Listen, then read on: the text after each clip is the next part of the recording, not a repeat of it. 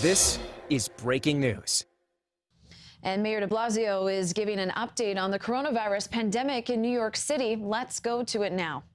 Fundamentally, and change them quickly, and yet you did it. In a matter of days, we went from being one of the most social, vibrant, active cities on the earth to being a place where people somehow learned to adapt, to shelter in place, to socially distance, to put on those face coverings, all the things that we now do and we see as part of our daily routine. It took a lot to learn them and to do them, and yet you did it. So for 100 days, we fought back this disease. In the middle of that, it looked like it might surge beyond anything we could possibly imagine. And yet, because of what you did, the disease was stopped and then pushed back.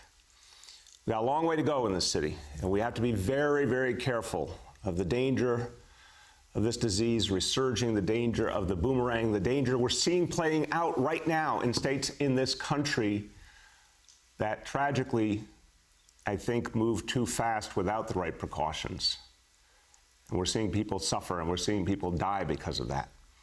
Here in this city, we have resolved to do this the smart way, the careful way. The results each day speak for themselves, what you have achieved and how we're going to sustain it. And now another mission, to restart this city, to bring people's livelihoods back, to help folks who don't have money right now for food or rent or medicine to get their jobs back so we can all move forward and be the greatest city in the world. So we now start phase one. And it's not easy. It's also the great unknown. And yet, the news I have for you today is overwhelmingly good news about how New Yorkers have found a way to make phase one work. It's initial. We know a lot of people are still watching and waiting. Certainly not everyone who could have come back to work has come back to work. Not every business that could have been open by now is. But we're seeing more and more businesses reopening, more and more people coming back to work, more and more people deciding that they can make it work and make it work safely. One of the ways that we judge what's going on is by the heartbeat of this city, and that's mass transit. Our subways, our buses. This is the greatest mass transit city in America, one of the great mass transit cities in the world. And we know that mass transit has struggled in the middle of this crisis. And people have been concerned, they've been worried, and understandably so. And there's a lot that has been done and a lot more that needs to be done to give people faith that they can come back to mass transit safely. But as per usual, New Yorkers are voting with their feet. New Yorkers are making their own decision and showing the strength and resiliency that we know is so much a part of the core and the life of this city. So subway ridership now, this Wednesday, 2 days ago, up 25% compared to Wednesday the week before. Bus ridership up 23% 2 days ago, Wednesday, compared to the week before. Staten Island ferry ridership up 31%. That's mass transit. Now, people are obviously also coming into the city with trucks, with cars. And we've talked about the fact we understand that will happen in the short term. We look forward to, though, continuing intensely our efforts to reorient the entire city to mass transit, and the announcement that I made a few days ago about more bus service and busways is going to be a big part of how we move forward in the future. But you do need to look at traffic coming into Manhattan as a measure of people's willingness to come back to work and to reopen businesses. East River bridges, an increase of 17% over the course of a week. Harlem River bridges, an increase of 14%. Working people are coming back to work. Most importantly, we must make sure it's done safely. We must protect their health. The social distancing standards are crucial. So on our own ferries, Staten Island Ferry, you're going to see that social distancing. You're going to see it marked to show people where to sit, where not to sit. The face coverings are being given out for free at the ferries, at the subways, at the buses. We're working closely, whether it's our own efforts to make sure people are safe in the transportation run by the City of New York or with the MTA run by the state. We're working closely together to keep these really foundational concepts moving, that we have to constantly give out those face coverings, constantly educate people, constantly help show people the safe way to do things. Now, I ask every New Yorker, because this has always been a participatory reality. We got safer and healthier because of what you did. Keep doing it. When you're out in public, observe those standards and help others too as well. Now, our job is to help working people get back to work. Our job is to keep working people safe and healthy. Our job is to help businesses back on their feet. And we know that's particularly true with small businesses. They've borne the brunt of this crisis. They are the heart and soul of our neighborhoods. We have to do special things to help small businesses. Small businesses, mom and pop stores, multi-generational stores make New York, New York. They are who we are, and we have to protect them and help them. Here to tell you about our efforts as we begin phase one of this restart, our Commissioner for Small Business Services, Janelle Dorris. Thank you, sir. The Department of Small Business Services helps unlock economic potential and create economic security for all New Yorkers by connecting New Yorkers to good jobs, creating stronger businesses, and building thriving neighborhoods across the 5 boroughs. Aside from supporting the small business community with access to financing, technical assistance programs, and training, we also oversee the city's 18 Workforce One centers. Annually, we serve over 1,000 New Yorkers, connecting them to training, high-quality jobs and careers, 100,000 New Yorkers. We are currently working with over 300 employers to source 4,000 essential workers during this crisis. We've partnered with the Food Czar team to establish a workforce development program that is specifically targeted toward essential businesses, including grocers. We are working with hospitals and nursing homes to provide support in filling urgent staffing needs. Last week, the mayor announced the emergency grant program in which we established for those who've been vandalized or looted during the last few weeks. The grant focused on MWBEs and mom and pop shops with less than $1.5 million in annual revenue. This fund had initial $500,000 investment from Somos Care organization and the Mayor's Fund to provide grants up to $10,000 per eligible business. Today, we are announcing a new partner in this effort. Signature Bank has contributed another $750,000 to help 75 businesses, bring our total now to $1.25 million for grants. This will help at least 125 impacted businesses in all 5 boroughs, with recovery, including repairs, security systems, locks, and more. Thank you, Signature Bank, and thanks to the Mayor's Fund for your commitment to small businesses. Throughout the pandemic and since phase 1 reopening, I have visited businesses in every borough. I was in Staten Island yesterday, and I'm heading out to the Bronx again today.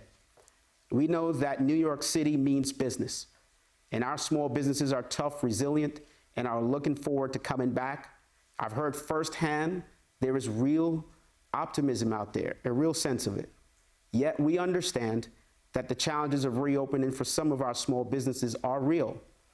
SBS has rolled out resources to help small businesses during this time to recover and to reopen.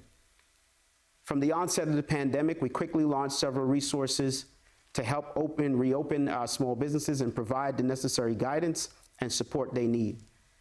Our first job was to educate and help our small businesses understand the reopening process and get them ready to come back. As of today, we've launched educational webinars and trainings. We have connected small businesses to over $65 million in financial assistance. Our hotline has received over 6,000 calls so far for reopening guidance, financial assistance, and PPE. 334,000 guidance documents have been distributed to businesses. We are translating that into also 10 languages. 1.84 million face coverings distributed to small businesses with our 72 partners across the city, and we will hit the 2 million mark and keep going. If you are a business and need support, please visit us at nyc.gov/business or our hotline at 888-SBS-4NYC, 888-727-4692, or call 311. Thank you, sir. Thank you so much, Janelle. I want to say, Janelle, to you and everyone at Small Business Services, you were all doing such important work before the pandemic, but now is a time when everyone at Small Business Services is doing absolutely crucial work for this city. Small businesses needed the help before the pandemic. We talked about it in the State of the City address, how small businesses are our heart and soul in this city, but they have suffered a lot in the realities of today's economy. We needed to help them then. We need to help them even more now. And Commissioner Janelle Dorris and everyone at Small Business Services is really stepping up. So thank you very, very much for the extraordinary efforts. And I want to thank all of the city agencies that are doing the work this week to help businesses back on their feet, help them get the answers they need, help them move forward. There's been a huge amount of work done by the Buildings Department, Department of Consumer and Worker Protection. So many agencies are playing a role in this restart. And I want to give you a fact I think is quite striking. You know, we said a few days ago, the goal would be for city agencies to go out and educate, help make sure small businesses knew, and all businesses knew what they needed to get started, help make sure it was safe and healthy, get them those free face coverings, but obviously to make sure that the rules are being followed. And we've had a huge amount of activity in terms of inspections just these first days of the restart. Total inspections now, 15,755 work sites have been inspected. And I want to give you the good news, over 15,000 of those, so the vast, vast majority, 100% on track, doing exactly what we need them to do for the health and safety of their workers moving forward.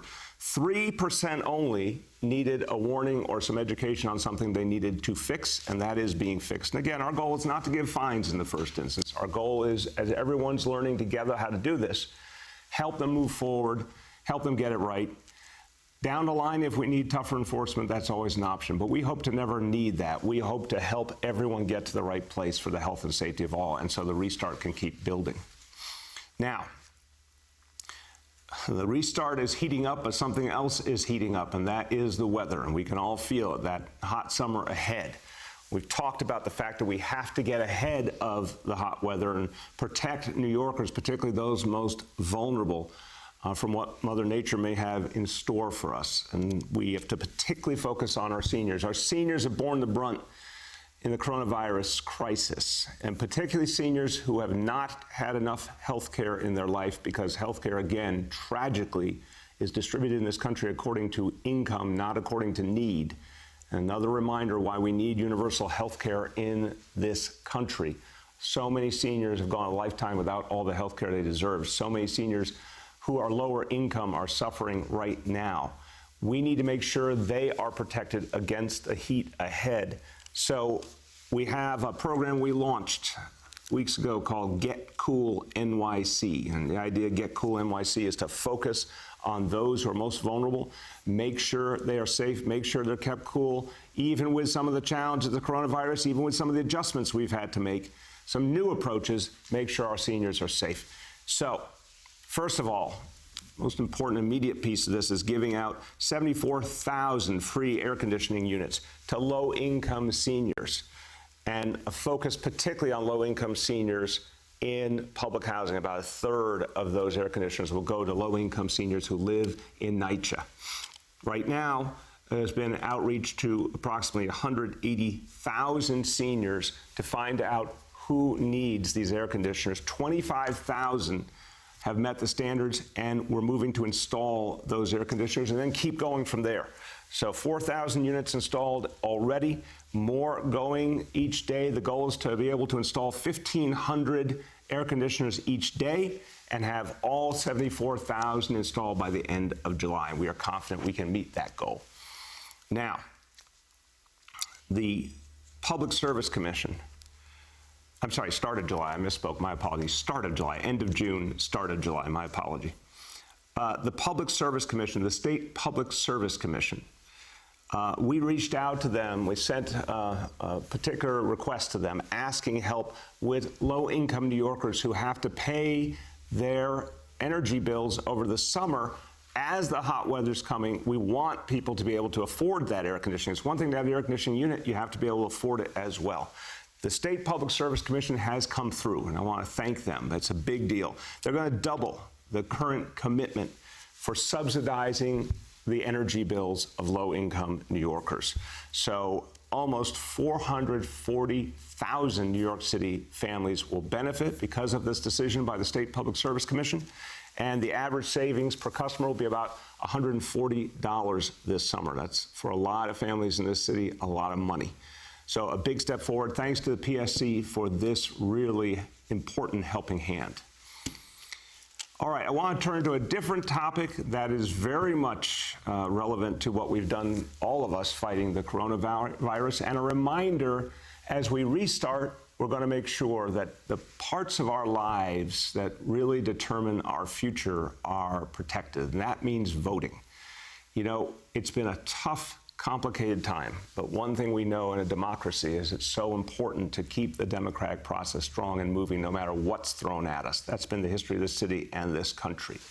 So I want to remind people how important it is to keep voting. In fact, in a time of crisis, it's more important to keep voting.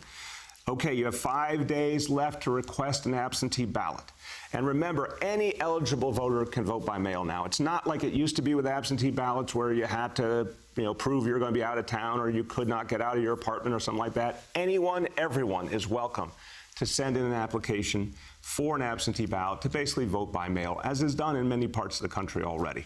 So you have until next Tuesday to submit that request. To get an application, you go to nycabsentee.com or call 866-VOTE-NYC, 866-VOTE-NYC.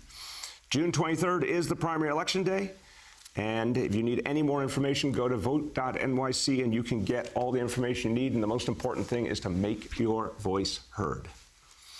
Okay, we will now wrap up with our healthcare indicators. And I want to just frame this by saying we all understand that the restart means more and more people in close proximity. Phase 1 means a lot. Phase 2 means even more. The central concern that I have, I know that the governor has it, the state has it as well, is to watch every day to make sure that as we have more activity, there is not a resurgence of this disease. This is what we think about every single day, and we watch these indicators constantly to see if we see any evidence of a challenge or a problem. If we do, we're going to talk about it out loud. We're going to remind people about what we need to do to fight it back. There's 3 indicators we go over each day. 2 are particularly sensitive in the sense of they will show us most quickly what's going on out there and if we have to make adjustments. Of course, hospital admissions for those respiratory symptoms. That is a very clear, immediate indicator. And most obviously, the percentage of people testing positive for COVID-19 citywide. That's the most universal of all measures. So we're watching. We have 3 indicators, but 2 are particularly sensitive and tell us in real time what's going on. What we're happy to say is over this last period of time, as we've been ready for the restart and now begun the restart, we've seen actually steady progress on our indicators. But the big test comes later in the month as we start to see the impact of so many people being closer together. Remember, it takes time for this disease to be spread. It takes time for it to manifest. We're not going to see it instantly. If there is a resurgence, we would see it in the second half of the month. So we're watching every day. But here's today's report, and this is another good news report today. And again, thanks to all of you. Indicator number 1, daily number of people admitted to hospitals for suspected COVID-19. Again, threshold of 200. Today's report, 70 patients. And I'm going to note, and we'll talk about this further, that the more research we do, the more we're finding a lot of those patients, thank God, are not COVID patients, even if they present with COVID-like symptoms. So we'll keep giving more and more information on that going forward. But overall, that number 70, well within our threshold. Number 2, daily number of people in health and hospitals, ICUs. That threshold, 375. The number today, 339. And then the percentage of people tested positive for COVID-19 citywide, 3% again. We've been around that number for many days, and that's a very good sign. A few words in Spanish as we wrap up. Gracias a los neoyorquinos, hemos visto buenas señales en esta primera semana de reinicio. Necesitamos que todos los neoyorquinos sigan tomando medidas de seguridad para vencer a este virus. Si tenemos un reinicio seguro, vamos a poder seguir hacia la próxima fase. With that, we turn to our colleagues in the media. Please let me know the name and outlet of each journalist. Hi, all. Just a reminder that we have Small Business Commissioner Doris here in person.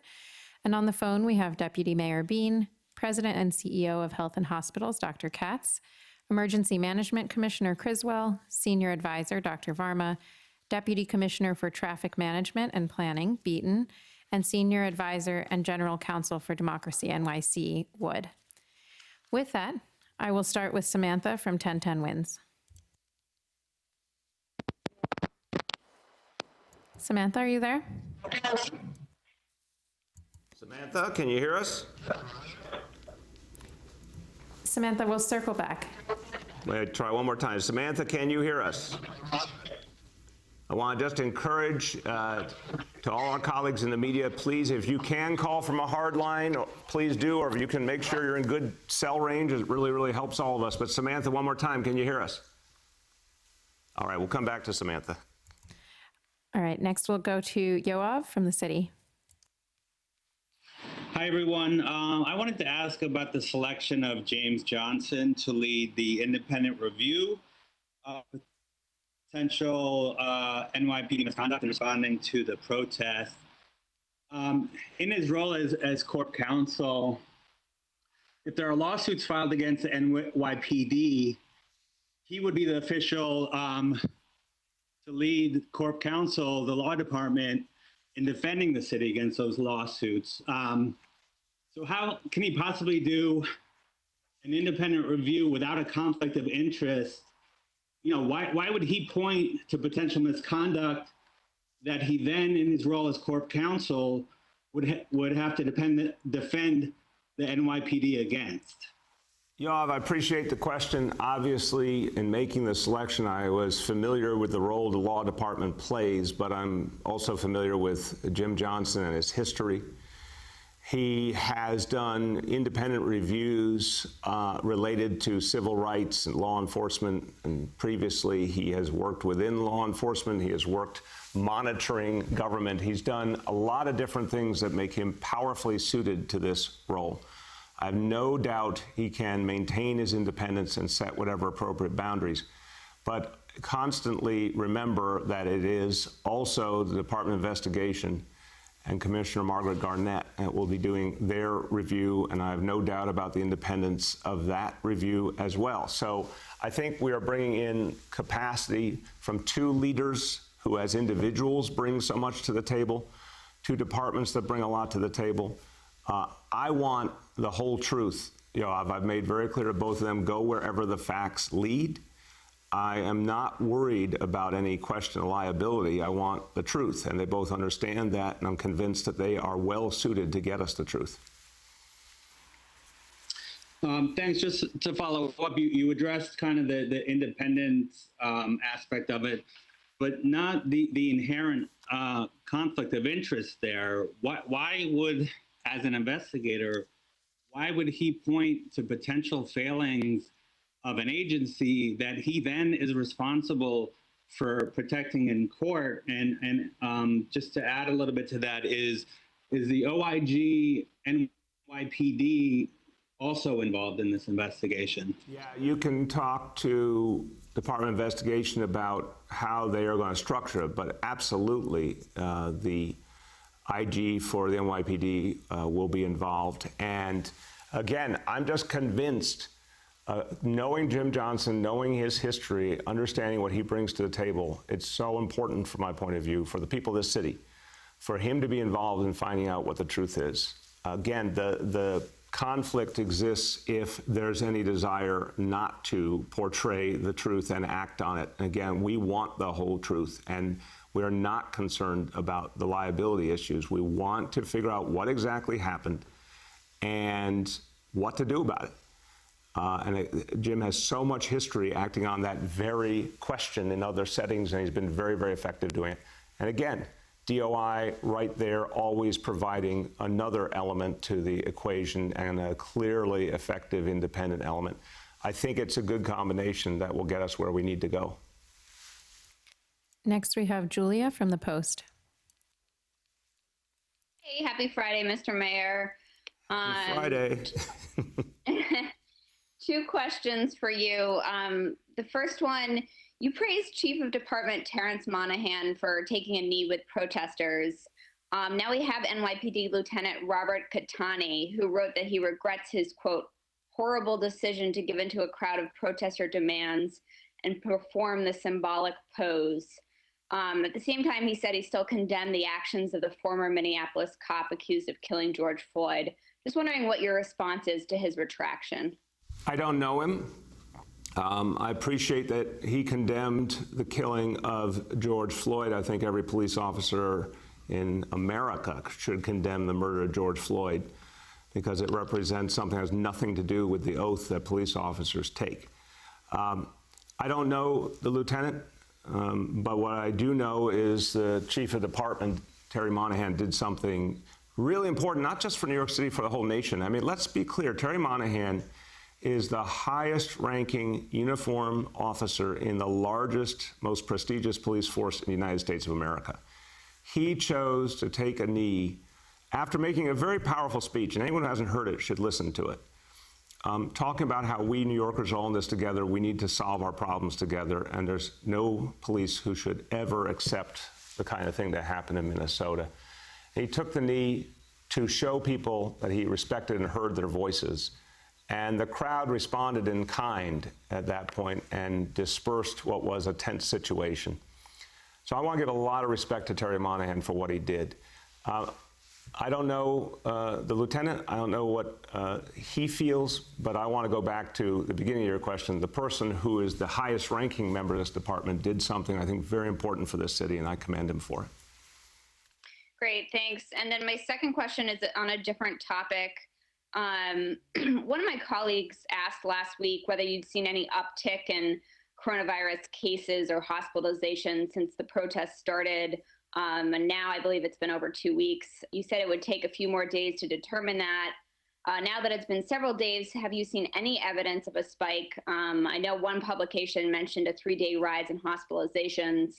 And if you haven't seen any, why do you think that is? Yeah, I don't know. I'll see if Dr. Varma or Dr. Katz want to add. I have not. The fact is, I mean, you just heard the indicators. They've been stable and very much in the range we want them to be. Again, I don't think it's all exactly linear, Julia, how the disease spreads. You know, it doesn't always fit a specific time frame. But the only thing I can offer as a layman is the fact that everything occurred outdoors is important. We know for a fact, you know, exposure is more limited outdoors than indoors. And from what I saw, a whole lot of people were wearing face coverings. And as you know, I went very close to a lot of the protests to see them myself. A lot of people wearing face coverings. That's real important. Those are the only two things I can offer. Dr. Varma, Dr. Katz, you want to add anything? Yeah, this is Jay Varma. I would say that we have to continue to be cautious. The dynamics of the disease can vary depending on many different factors. And we think of this as having an incubation period of as long as 14 days. And in public health, we generally try to wait even as long as 2 full incubation periods. So that would be even 28 days before we can be comfortable saying that a certain event, whether it's the protest or any other type of gathering, might cause an increase. I think we're reassured that we haven't seen anything yet, but I don't think we can change our level of influence. Thank you. Okay. We're going to circle back to Samantha now. Samantha from 1010 Wins. Yes. Hi. Good morning, Mayor. Can you hear me now? Yes, Samantha. How you doing? Good. How are you? Good. Good. So I have 2 questions. One is I don't know if you've seen this new video that came out in the arrest of Jamal Leach. I wanted to get your reaction to seeing it. And my second question is about learning in the fall. The UFT sent out a letter about a hybrid possibly in the fall, and some teachers are against it because they don't feel safe going back, while parents say that they don't know how to coordinate childcare or drop-off, pickup. And also there's concern about children in special education and getting their needs met. Would you consider maybe just having the children in special education come in or some plan to help them, because they're the ones that are really falling behind? Yeah, thank you very much, Samantha. Very important questions. First, on Jamal Leach, I have met him. I've met his family. I'm very concerned about this situation. Young man, a teenager, obviously going through a lot of pain right now in every sense. We need to understand exactly what happened and need to get the truth to this family and to the public, and there needs to be appropriate follow through depending on what we find, obviously. So I have not seen the video. I will make it a point to see it, but I, more importantly, have met this young man, and I feel for him. Want to see what the truth is and what it tells us we need to do next. On your second question, a very important question. Special ed, look, I've been working on special ed issues for decades. Kids with special needs, we owe it to them to always go the extra mile. Their parents, and I say this as a parent myself, they've been through so much. In non-pandemic times, special ed parents deal with a lot. And for many years, I think this city was profoundly unfair to them and tried to keep them from the services that they needed for strictly budgetary reasons. We have been trying to end that madness and provide special ed support wherever, whenever needed. And it's cost, many billions of dollars, but it has been the right thing to do. The special ed needs of our kids this summer, this fall, we're working right now to figure out how to address that right. The thing that's hard for us all to remember, Samantha, is it's June 12th. Normally this time of year, we'd be about 2 weeks from school ending in a normal school year. And then the summer activities would pick up, a week or two after that. So we have to quickly in the month of June determine what the summer looks like in terms of special ed, and obviously as we figure out what's happening with the coronavirus, which is far from certain, as you can see. But in terms of the fall, I've had this conversation in great detail with our Chancellor, Richard Carranza, and our first Deputy Mayor, Dean Foulahan, and a lot of other members of our team. The goal is to get the maximum number of kids back into our school buildings where they can learn best. But that goal is wholly contingent upon the health dynamics.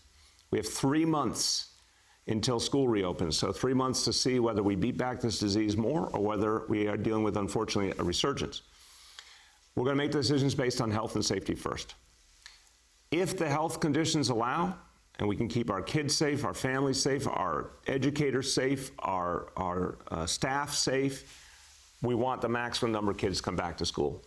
But we expect that to be with social distancing requirements, face coverings, and therefore there'll be real capacity issues. We also know a lot of parents and kids won't be ready to come back right away. So we are going to have the option of remote for anyone who needs it. And we may have to do more or less remote depending on what's happening with the disease.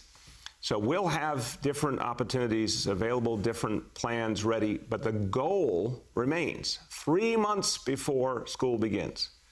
The goal remains to get the maximum number of kids back who are ready to come back, because it is the best way to educate them. If we can keep them safe, it's the healthiest, best option for them in terms of their whole growth and development.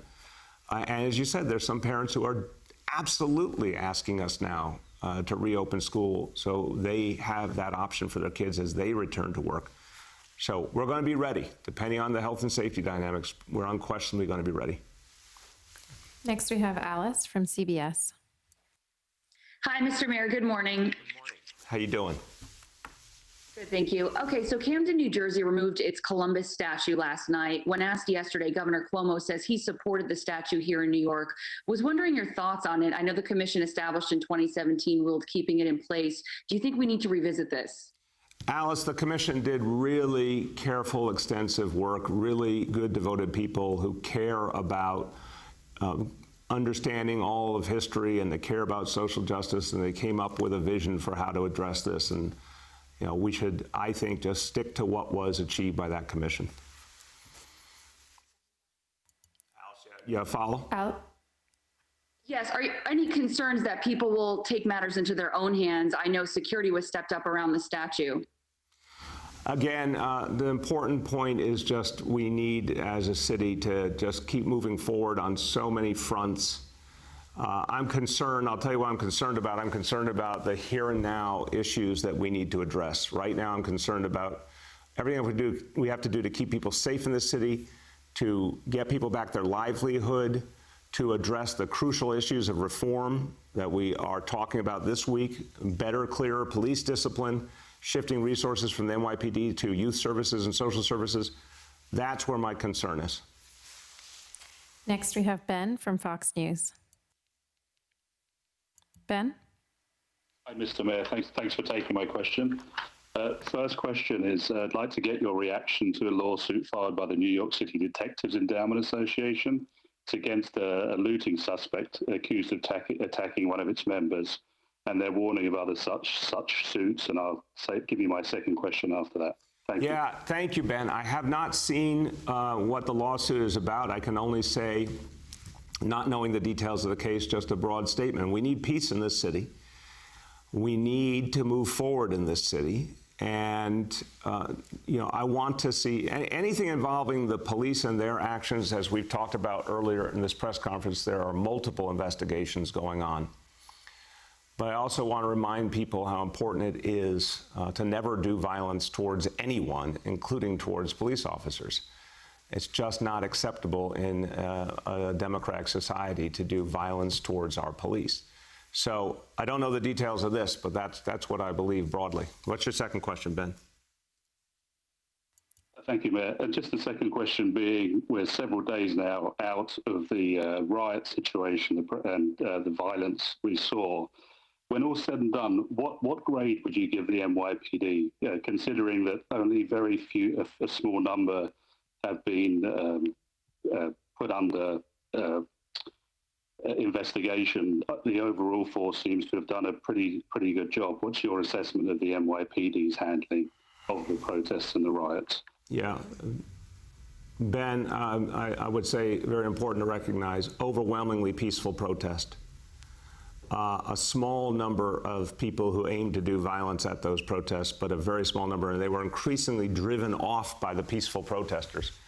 And some very unfortunate and criminal acts of attacks on property that had nothing to do with the protests.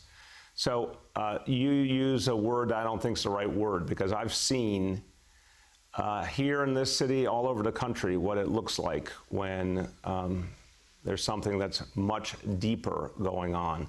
What I saw over those 10 days or so, or 2 weeks, was overwhelmingly peaceful protest.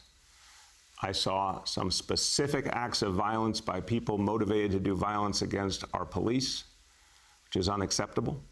I saw some people who I think were acting as criminals and criminals only with no political motivation, attacking property and for their own gain.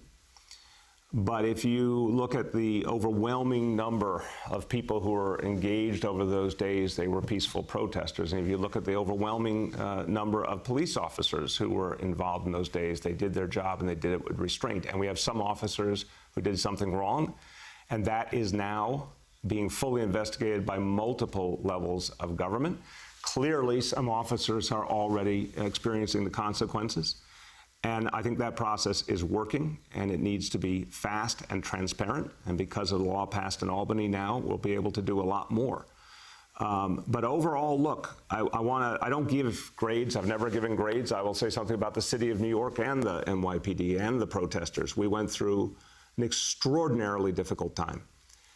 But the city held. The peaceful protesters came to the fore. The vast majority of NYPD officers did their job and did it with restraint. We had no one lose their lives, thank God. We had some major injuries, but they were few, thank God. We had a few really bad days in terms of property damage, and then it was stopped cold. We did not bring in the National Guard. We did not use some of the more, I think, oppressive tactics that were used in other cities. That doesn't mean everything was perfect. There's a lot that needs to be assessed and improved. But this city held, this city came through, and now we are turned to the work of reform and renewal. And that's where we need to be. Next, we have Michael from the Daily News. Hey, Mr. Mayor, how you doing? Good, Michael. How you doing, man? I'm doing all right. Couple of questions. Back to Yoav's question about the law department. You said that you're not concerned about the liability. Can you elaborate on that? With the kind of fiscal issues the city's facing now, how can you not be concerned about that at this point? Michael, what it means is the truth is the truth. And obviously, I want to protect the city's finances always. But what I'm trying to say is, some people might put money ahead of truth. I don't. I want to know exactly what happened. I want us to address the issues structurally. If something was done wrong with any individual, we have to do right. If somebody requires discipline or consequences, anybody. By the way, this review is going to look at people on the NYPD, people who were protesting, and particularly those, as I've said, who chose to use violence. We're going to look at the whole picture. So what I'm trying to say is that any concern that somehow, the financial dynamics are more important than the truth, no, it's the other way around. We've got to get to the truth. We've got to go wherever the facts lead us so we can address these much bigger issues. Michael, did you have one more question, if you would? I wanted to ask you about the letters that have been going around from current and former staffers and some of the things, I don't know if I'd call them former allies or allies, people like Jimani and Donovan Richards have said. Do you feel betrayed by some of these things? And how does it, if at all, affect your ability to govern? It doesn't. I respect everyone's opinion. When you're mayor of a city of over 8 million people, you better be able to handle different opinions, strong opinions, criticism, passion, emotion. There are critics who are wrong. There are critics who have real insights. In the political world, sometimes people act like your friend and they're not. Sometimes people surprise you in terms of really being an ally when you didn't expect it. There's all sorts of things that happen, Michael. But to me, the bottom line is this. It's been a very difficult few weeks, a lot of passions, a lot of deep feeling, a lot of strong views. I don't take any of it lightly. I value and respect people's views.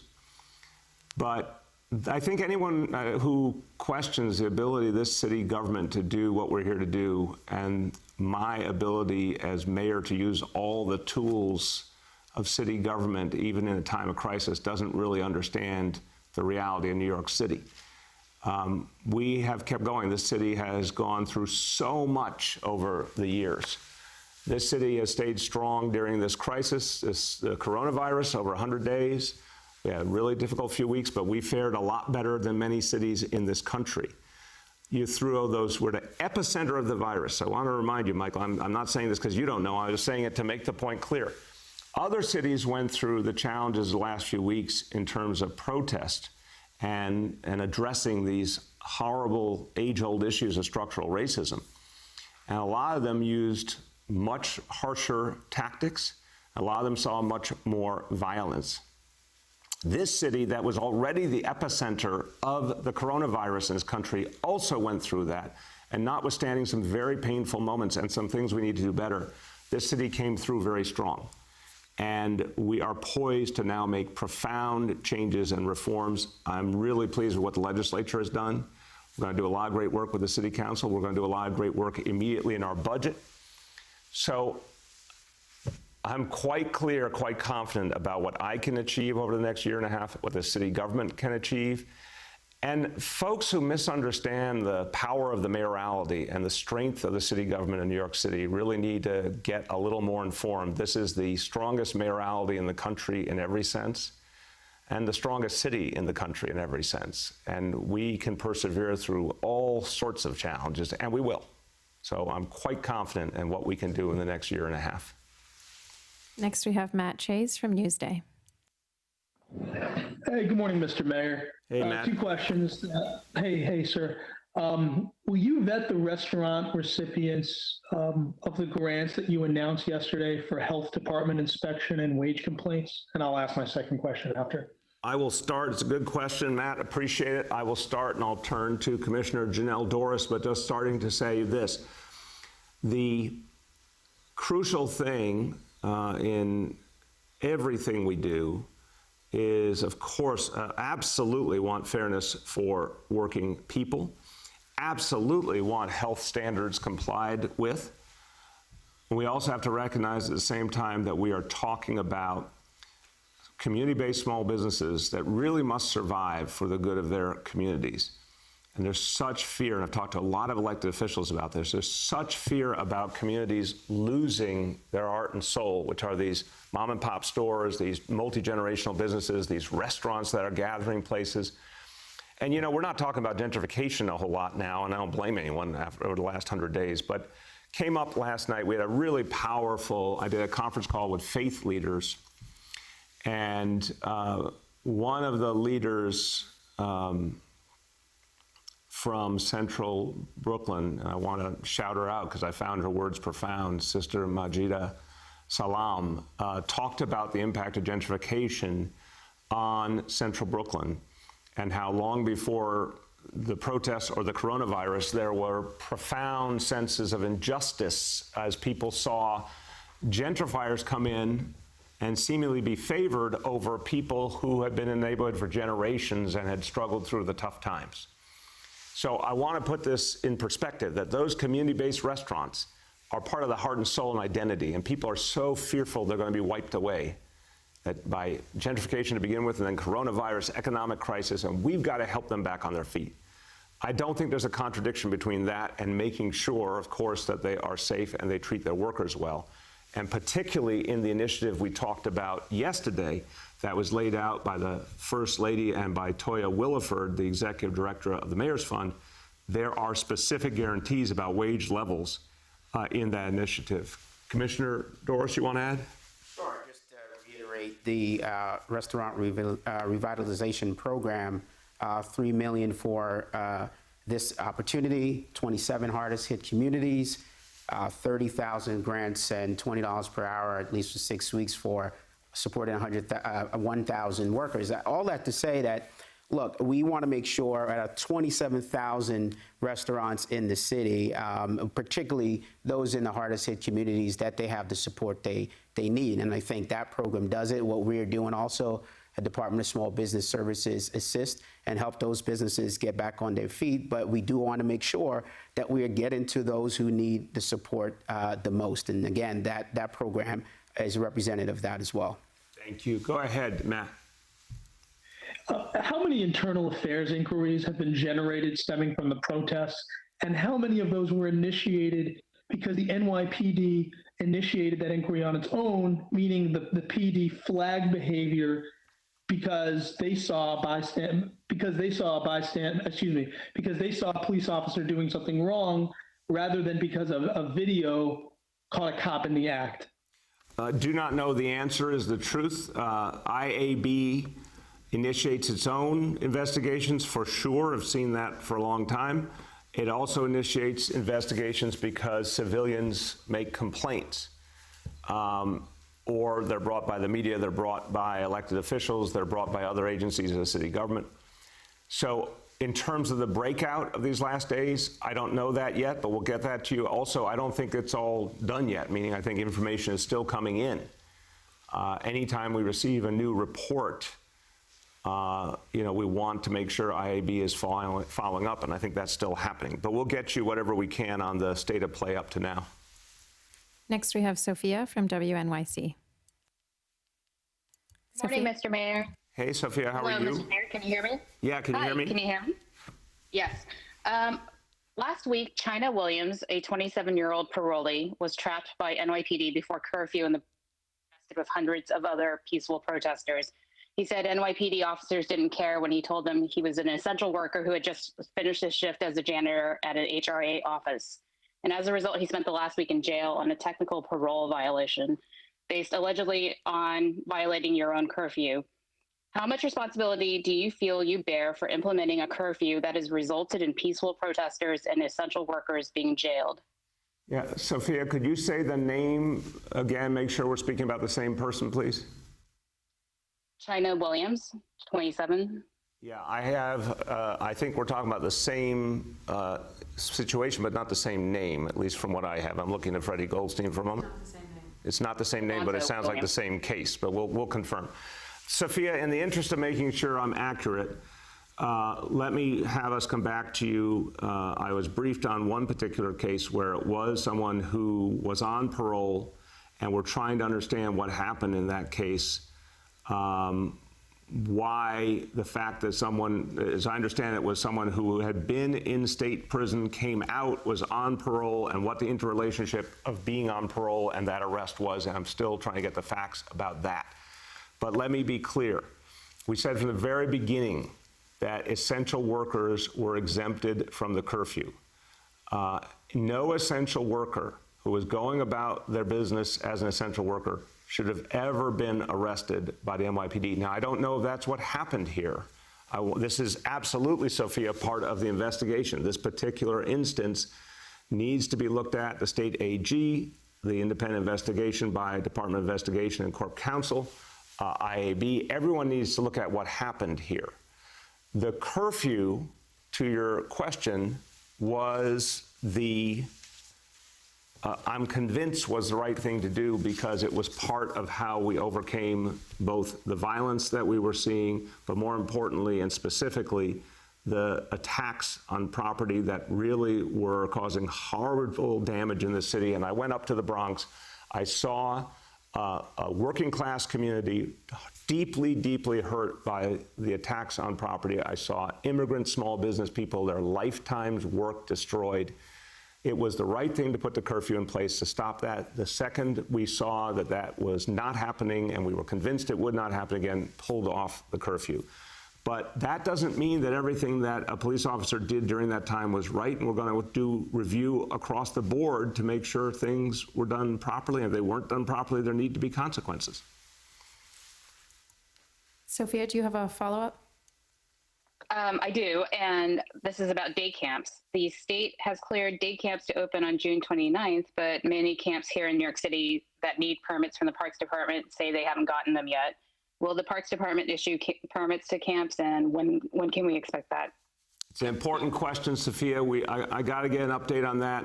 Again, our conditions here in the city are the most complex in the whole state, and I have to see what the executive order says specifically. What conditions it sets, what amount of local discretion it sets. So it's a very important issue. I know a lot of people want to see them get up and running, but we have to do it safely. So this is one that I can come back to you on, or our team will come back to you on later on today. Last two for today. Next we have Deborah Lee from Manhattan Times and Bronx Free Press. Hey, good morning, everyone. Can you hear us, Deborah Lee? Deborah Lee. I can. Can you hear me? There you go. Yep. Good. Here? Yep. You're Excellent. good. Good morning to all.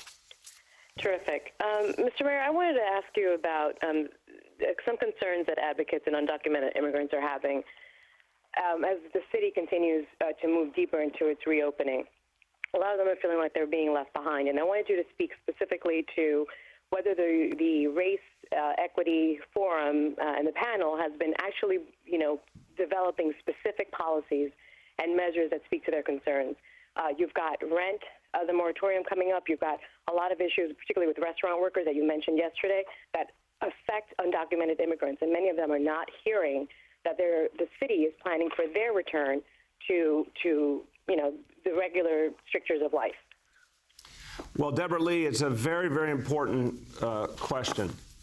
And I know you were up in the Bronx when I was there, seeing the damage done to immigrant small businesses, and small businesses where many immigrants work. And I think it gets back to the previous question as well, that ending the violence so we could move forward as a city was particularly crucial to folks who are the most vulnerable in the economy, and that means immigrants across the board, and particularly undocumented immigrants.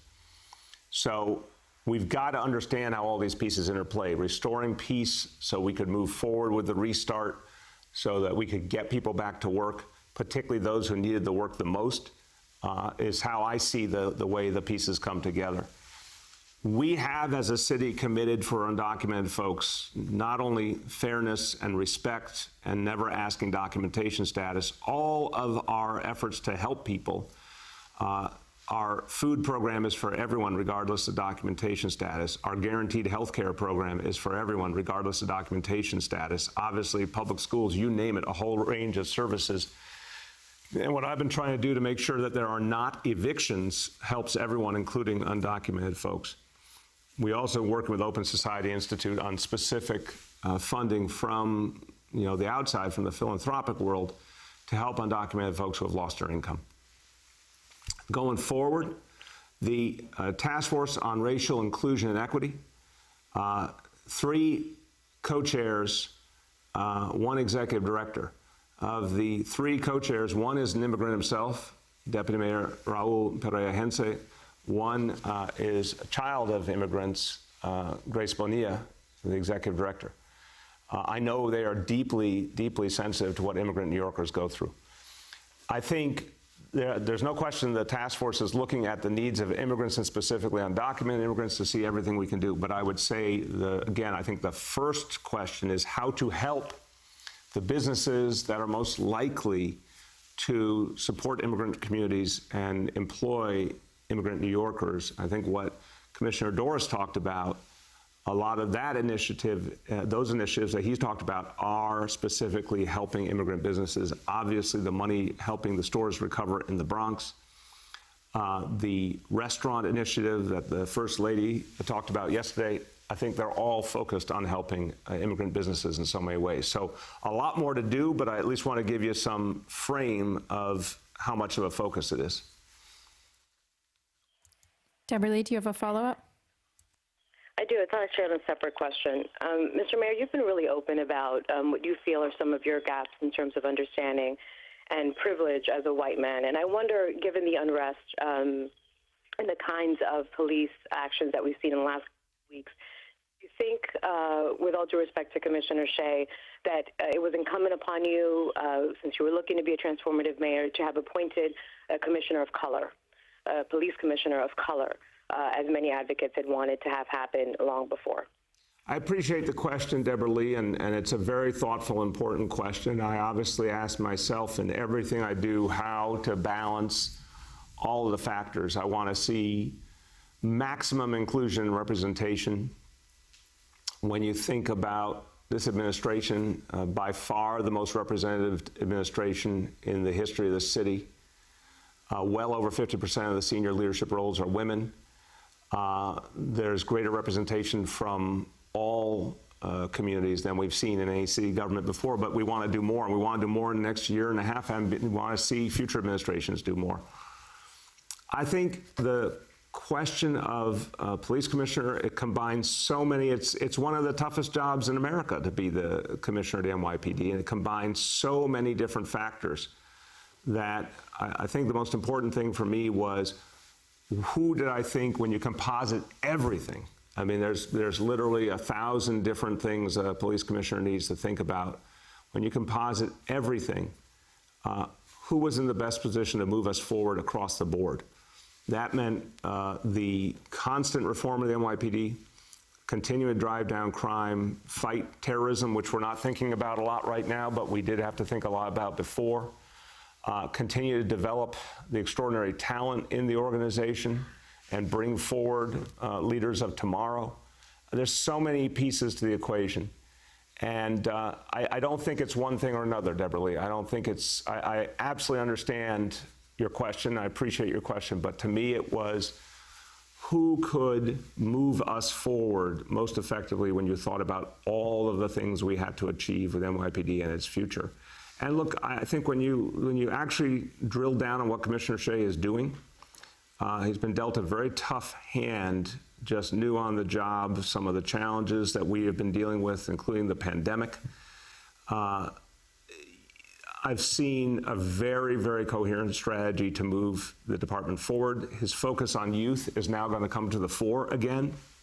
What he said the other day about the fact that if his department was going to see its budget cut, the place he would most want to go was youth services. That was a profound statement. The fact he was talking about a reorientation of NYPD to youth months and months ago before all of this, he feels it deeply. And the fact that he has been moving the disciplinary process faster than we've ever seen before, and it needs to go faster still. But I think he's proving by his actions his ability to help us move forward as a city. Last question for today. We have Joe from Politico. Mr. Mayor, I wanted to ask you again about the COVID stats. I'm curious if you could tell us a little bit about, if we continue to see a lack of a spike from these protests, how that's going to impact your decision-making on other types of outdoor activities and maybe when they can resume. Then I'll ask my second question after. Yeah, Joe, I think the protests were, a very intense, concentrated time. But again, outdoors, people broadly wearing face coverings, and we don't see a lot of evidence yet, but we might. I don't want to, for a moment, belittle that we might. The curfew also kept a lot of people indoors, so there may have been some balancing factor there. But the big question really is what's going to be the impact of phase one, because you're talking about hundreds of thousands of people coming in contact with each other each day, all day, every day. Protests, I'm not belittling the impact, but protests tended to be for briefer periods of time and smaller numbers of people. Phase one is hundreds of thousands when you talk about the workers, the customers, and it's all day, it's 7 days a week. I mean, this is the thing to watch. What does phase one do? So my view is when you get to the last week of June, you're going to have a much better sense of how all of this is adding up. And if we can move forward effectively into phase two, and it's going to be a constant conversation with the state. I think the question about other types of activities directly relates to how successful phase one is. We're obviously talking about things like beaches, pools. Then there are things I think are the hardest things, which are really big gatherings, which are probably the last thing that gets dealt with. But I think the thing for everyone to remember is we're watching these daily indicators because they're going to tell us step by step, are we making the right move and is it holding? Or do we need to pause for more information? Or do we ever need to, in fact, take a step back to keep things safe? It's just going to be an everyday thing. But I like what I see so far. All of that qualification notwithstanding, Joe, I really like what I see so far. I'm knocking wood as I say it. Go ahead. What's your next question? And then I wanted to go back to the idea of the Corp Counsel as the independent investigator. I'm wondering if you could tell me a little bit about the thought process where, despite your confidence in Jim, that there's even the appearance of a conflict, which I think is baked into the structure of this arrangement. And, were you concerned in making this decision that it could undermine the results and people won't accept them and you'll generate a whole other round of outrage and conflict? No, I really am not, Joe. Of course, I understand the role of Corp Counsel, but I don't blame anyone in the media who asked these questions, and I think it is inherent to the media persona and the character of people in the media to ask that kind of question. I respectfully submit that I don't think it's how everyday New Yorkers think. I think everyday New Yorkers, when they to the extent anyone stops to look at the work that is done in this review, they're going to look at who is Jim Johnson. What has he done? What is he about? What has his life been about? Is he an honest broker? There's not a question in my mind that he is literally perfectly suited to help figure out what happened and what needs to change. And Margaret Garnett as well has an extraordinary history, and everyone understands the independence of DOI. So I have not a question in my mind that they're going to get to the truth. They're going to fearlessly, honestly get to the truth. And it's not about whether the truth is convenient or not. We need the full truth, and we need to figure out what we have to do about it. And I don't project negativity or defeat. I see the positive opportunity to have two highly, highly effective and respected public servants tell us what is there to know so we can act on it. And I think people want to move forward. Another thing I always find about the people of the city is not only are they resilient, they want to move forward. They want to address the issues. But most importantly, like, investigate, learn, act, move forward. And that's what we're going to do. So I'll conclude now with just a quick thought. And it's just to take your mind back to those weeks in March where the disease was surging. Remember that shock of how fast it was moving. Remember I told you about Sunday, April 5th. I kept talking about in the days leading up that we literally believed those next days after were going to be a horrible time of the growth of the disease and that our hospital system would be threatened. And yet, New Yorkers did the right thing just in time. Our hospitals held. We managed to fight the disease back at the most critical moment. It's a really heroic story, and you're the protagonists of this story. You made it happen. Now we have an opportunity to do something on a grand scale to bring the city back, to get people back their livelihoods, to give people hope through action. But it remains the responsibility of all of us to stick to the things that have worked. And I want to tell you, every time you put on that face covering, and when it's hot, that's really not a fun thing to do, I know. And every time you stay indoors when you'd rather be outside, and every time you try and work on staying 6 feet away from someone, it actually adds up, which is why we are now in phase 1 and why phase 1 is working. Let's keep it going, because that's how we get to phase 2 and everything thereafter, and a much better time for this city. Thank you, everybody.